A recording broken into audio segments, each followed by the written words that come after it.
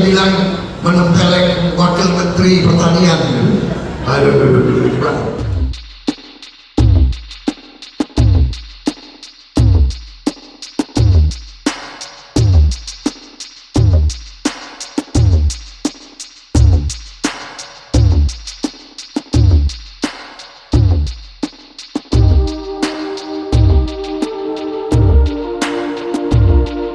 Ini tantangan bagi kita semua. Ya, tapi memang ini ancaman dunia maya ini luar biasa. Sekarang cepat menyebarkan fitnah, hoax, yang aneh-aneh.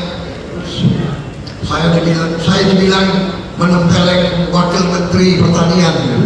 Aduh.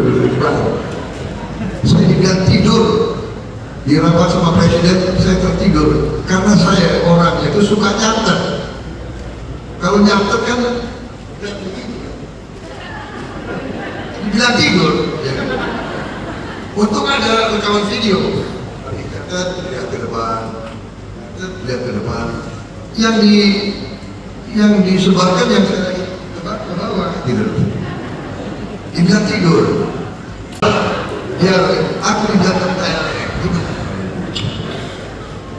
wakil menteri. Orang itu tidak pernah mungkin selama 4 tahun saya di pemerintah baru sekali saya bicara sama dia. Karena saya ini menteri, ya kan? Menteri bicara sama menteri, kan kira-kira begitu. Tapi kebohongan itu ada yang ketahuan.